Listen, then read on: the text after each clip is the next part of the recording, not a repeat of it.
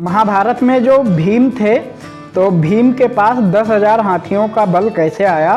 तो महाभारत कथा में जो भीम थे तो उनके पास 10,000 हाथियों का बल जो था वो कैसे आया था। तो आइए जानते हैं, इस वीडियो में हम आप लोगों को बताने की कोशिश करेंगे।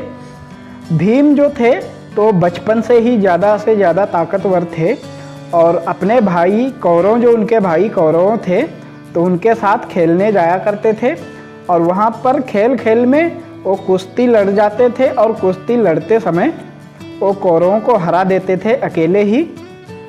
इस कारण कौरवों के पक्ष में जो उनका भाई दुर्योधन था तो दुर्योधन के मन में शंका आने लगी कि ये जो अभी है तो हम लोगों को हरा देता है और जब बड़ा होगा तो ये हमारे साथ क्या करेगा। लेकिन भीम के मन में ऐसा कोई विचार नहीं था कि मैं अपने भाइयों का वध करूं या इनको हराऊं या कुछ करूं। लेकिन वो खेल खेल में उनके पास इतनी ताकत थी कि खेल खेल में ही हरा देते थे। तब दुर्योधन ने एक योजना बनाई और कहने लगे भीम से कि चलो गंगा किनारे हम लोग कुश्ती लड़ने चलते हैं और वहाँ पर पूरा टाइम दिन बिताएंगे और वहाँ पर मज़े लेंगे और वहीं पर कुश्ती लड़ेंगे। वहीं पर खेल कूद का मैदान रखा है तो वहीं पर चलते हैं और दिन भर टाइम बिताते हैं। तो भीम ने कहा ठीक है चलो। तो वहाँ पर जब गए तो दुर्योधन ने योजना ये बनाई थी कि आज भीम का वध कर देना है।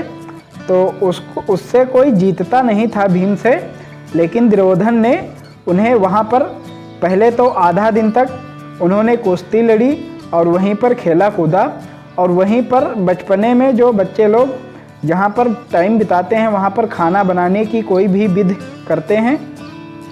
तो भीम ने वहीं पर एक खाना बनवाया और खाने के लिए वही खाने में, भीम के खाने में जहर मिला दिया। जहर मिलाने के बाद भीम को दे दिया और भीम जब खाए तो उन्हें ऐसा लगा कि मुझे कोई इसमें जहर है, लेकिन वो अपने भाइयों के प्रति इतना प्रेम था उनके कि वो ये साबित नहीं कर पाए कि इसमें जहर है या क्या है। और वो खाना भीम खा गए। खाना खाने के बाद वो बेहोश हो गए। जब बेहोश हो गए तब कौरवों ने क्या किया, भीम को उठाकर गंगा में फेंक दिया और गंगा में फेंकने के बाद गंगा में जब उनकी लाश को देखा तो जो भगवान भोलेनाथ के गले में जो वासुकी नाग रहते हैं तो उनके नाना जी भीम को पा गए और पाने के बाद वो अपने घर ले गए वैसी समुद्र में और गंगा जी में। तो जब अपने घर ले गए तो वहीं पर उनका इलाज किया भीम का, और भीम का इलाज करने के बाद जब वो ठीक हो गए कुछ दिनों बाद तो वहीं पर रहने लगे। और फिर वासुकी नाग के नाना जी जो थे तो उन्होंने क्या कहा कि बेटा तुम यहाँ पर कैसे आए थे और तुम हमें बेहोश मिले थे। तब भीम ने बताया कि मुझे खाने में जहर दिया गया था और फिर मैं नहीं जानता कि मैं यहाँ पर कैसे आया हूँ।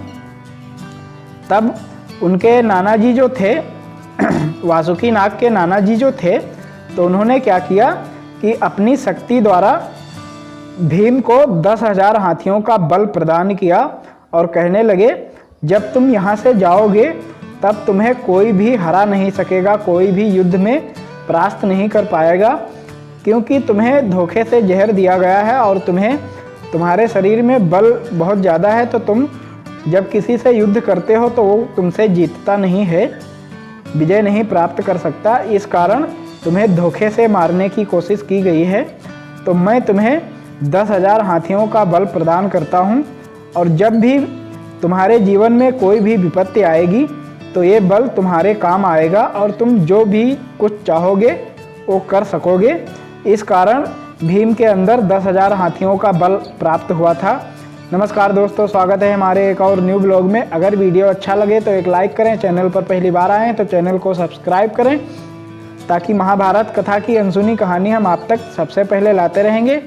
तो ये थी कहानी महाभारत कथा में जो भीम थे तो उनके पास 10,000 हाथियों का बल कैसे आया था।